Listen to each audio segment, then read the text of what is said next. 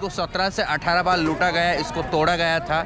महमूद गजनवी ने इस पर काफ़ी बार आक्रमण किया। ये वाला जो दिख रहा है ना एरो का निशान, ये है बाण स्तंभ कहा जाता है, दिशा सूचक चिन्ह होता है। और ये जो दिखा रहा है ना आपको, ये समुद्र की दिशा दिखा रहा है कि अगर आप मेरे पीछे आप पत्थर देख रहे हो ना, ये आखिरकार क्यों रखे जाते हैं ये आपको दिखा। दोस्तों आप मेरे पीछे जो देख रहे हो ये है सोमनाथ का मंदिर। दरअसल इस सोमनाथ के मंदिर के बारे में आपको पता ही है कि तकरीबन इसको 17 से 18 बार लूटा गया, इसको तोड़ा गया था। महमूद गजनवी ने इस पर काफ़ी बार आक्रमण किया और खिलजी ने भी किया, ऐसा बताया जाता है। तो यही वो सोमनाथ का मंदिर है जो हर बार तोड़ा गया और हर बार इसको फिर से खड़ा किया गया, यानी कि सरदार वल्लभ भाई पटेल साहब ने सबसे लास्ट में इसको बनवाया था अच्छे तरीके से। ये आज भी काफ़ी ज़्यादा फेमस है, आज भी यहाँ पर लाखों की तादाद में लोग आते हैं इसको देखने। वैसे अंदर जाने की परमिशन नहीं है, नहीं तो मैं आपको अंदर से दिखाता। मैं बिल्कुल बाउंड्री पर खड़ा हूँ और आप मेरे पीछे देख सकते हो, और वहाँ काफ़ी ज़्यादा सिक्योरिटी टाइट है। तो बहुत शानदार जगह है देखने की। अगर मैं अंदर नहीं जा पा रहा हूँ अभी, लेकिन आप मेरे पीछे देख सकते हो वहाँ पर एक बाण स्तंभ भी है। बाण स्तंभ तक भी हम नहीं पहुँच पाएंगे क्योंकि वहाँ पर कैमरा ले जाना अलाउ नहीं, लेकिन ऐसा बाण स्तंभ है जो काफ़ी चर्चा का विषय, आज तक वैज्ञानिक उसको समझ नहीं पाए। तो वो भी बड़ा रोमांच कर देने वाला मामला है। तो यही वो सोमनाथ का मंदिर है जो काफ़ी ज़्यादा लूट के चलते ज़्यादा चर्चित है, और करोड़ों की अरबों की संपत्ति इसमें से लूट के महमूद गजनवी अपने साथ लेकर गया। खिलजी ने इसको लूटा, यानी कि हर मुगल ने कहीं ना कहीं इस मंदिर को लूटने की कोशिश की, लेकिन उसके बावजूद भी आज बन के खड़ा हुआ है। और यहीं पर शंकर भगवान के जो 12 ज्योतिर्लिंग है उनमें से एक ज्योतिर्लिंग यहाँ पर भी मौजूद है। यानी कि गुजरात में 2 ज्योतिर्लिंग है 12 में से, लेकिन एक जो है वो सोमनाथ में मौजूद है। तो आपको एक बार और यहाँ से दृश्य दिखा देता हूँ कैसा है। ये देखिए, ये मेरे जस्ट सामने है और सरदार वल्लभ भाई पटेल साहब की भी वो प्रतिमा लगी हुई है वहाँ पर, छोटी सी आपको ब्लैक से नज़र आ रही हो तो। और यही वो सोमनाथ का मंदिर है, और बाण स्तंभ बहुत दूर है, यहाँ से हल्का सा नज़र आ रहा है।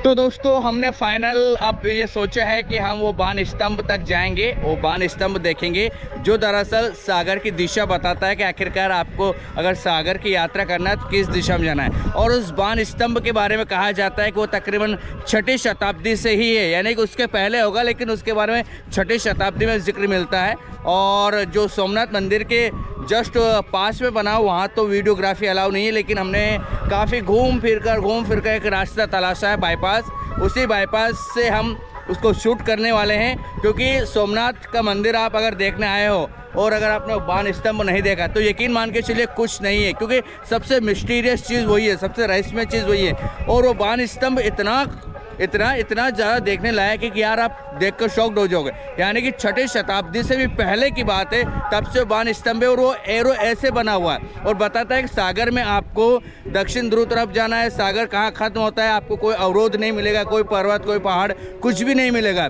तो चलिए डायरेक्टली चलते उस बाण स्तंभ के पास, आपको दिखाते हैं, उसका पूरी डिटेल आपको उस बाण स्तंभ के बारे में हम देने वाले हैं। तो चलिए बिना देरी के बाण स्तंभ की तरफ चलते हैं।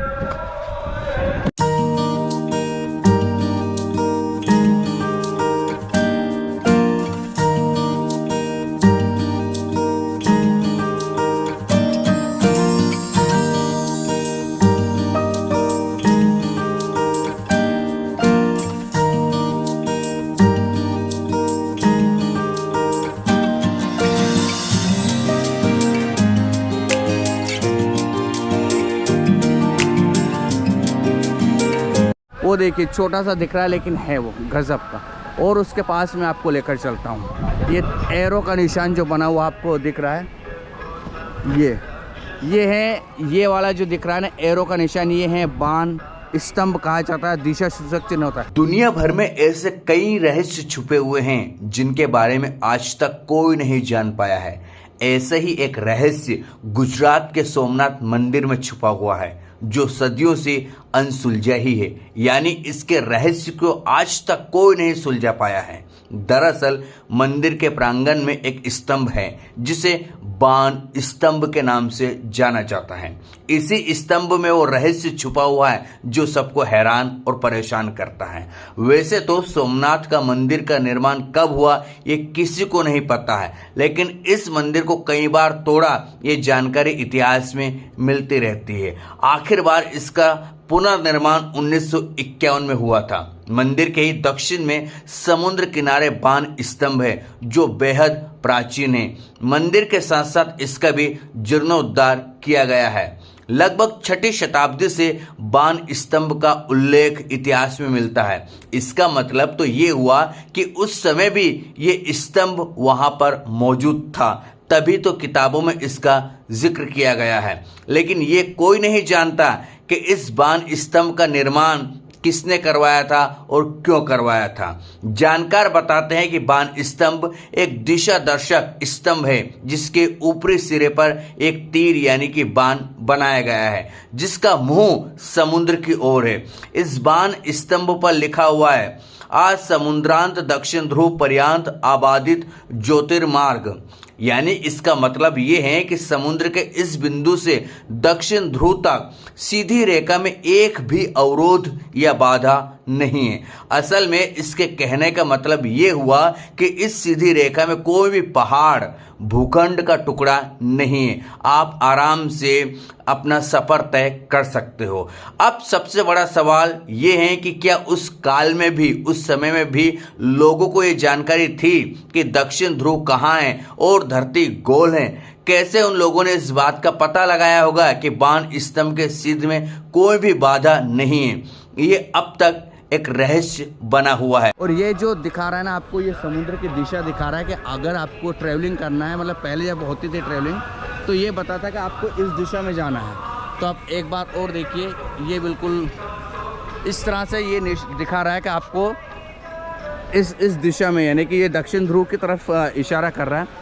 आप इस दिशा में अगर जाओगे तो आपको कोई भी पत्थर, पहाड़, चट्टाने, यानी कि कोई अवरोध, कोई गतिरोध आपको नहीं मिलेंगे। डायरेक्टली आप समुद्र के अंत तक, यानी कि जो अटलांटिका है वहाँ तक जा पाओगे। तो ये मिस्टीरियस है अपने आप में बहुत बड़ी। दोस्तों इस वक्त हम खड़े हैं सोमनाथ समंदर के जस्ट पास। मेरे पीछे आप पत्थर देख रहे हो ना, ये आखिरकार क्यों रखे जाते हैं ये आपको दिखा देता हूँ। देखिए ये समंदर है और ये समंदर के पास बहुत सारे ऐसे पत्थर पड़े हुए हैं, बहुत सारे, यानी कि बहुत सारे आसपास। तो आपको बता देता हूँ दरअसल ये पत्थर क्यों रखे जाते हैं। देखिए समंदर में बहुत ख़तरनाक लहरें भी आ रही है इस वक्त, तो मैं आपको बता तो चलूँ कि आखिरकार ये पत्थर क्यों रखे जाते हैं। तो ये जो पीछे पत्थर देख रहे हो, ये दरअसल ये जो दीवार देख रहे हो, हाईवे मतलब ये बाईपास की दीवार है, इसको हिट ना करे, ये पानी कहीं डैमेज ना करे, इसलिए बड़े बड़े पत्थर रख दिए जाते हैं या गिरा दिए जाते हैं वहाँ पर लाकर, ताकि वो पानी जो समुद्र का रहे, लहरें जो रहे, वो उसी से हिट होती रहे और दीवार से हिट ना हो और दीवार उससे डैमेज ना हो, रोड उससे डैमेज ना हो। इसलिए कहीं ना कहीं उन पत्थरों को रखने की कोशिश की जाती है। और आप अगर मुंबई जाते हो तो मरीन ड्राइव जो है वहाँ पर भी कुछ इस तरह के पत्थर आपको मिल जाएंगे। तो इन पत्थरों को रखने का यही इतिहास है। इतिहास न कहते हुए लोगों की सोच है, इसलिए इनको रखा जाता है। और हम भी जब समंदर के पास थे तो हम बहुत देर तक सोचते रहे कि यार ये पत्थर आखिरकार क्यों रखे जाते हैं, इसके पीछे का रीज़न क्या है। तो रीज़न पता चल गया है, तो अच्छा लगा। समंदर बहुत ख़तरनाक तरीके से जो उफान पे होता है, तूफान आता है तब बहुत ज़्यादा कह सकते हैं कि उसका पानी उछल कर जो है उन पत्थरों से टकराता है और वो टकरा कर फिर वही वो गैप होता है उसमें समा जाता है, उसी में चला जाता है। इसलिए वो पत्थर जो है प्रोटेक्शन का काम करते हैं, इसलिए वो दीवार को डैमेज ना करे, इसलिए बहुत सारे पत्थर रख दिए जाते हैं। और ये दीवारें अभी पास जस्ट बनी है और पास में मंदिर है, वो दीवारें टूटकर मंदिर तक ना टच हो पानी, इसलिए भी कहीं ना कहीं ये पत्थर रख दिए जाते हैं। तो कैसे लगी आपको ये जानकारी ज़रूर बताइएगा। ठीक ठाक लगे हो चैनल को सब्सक्राइब कीजिएगा, लाइक कीजिएगा, शेयर कीजिएगा। बाय।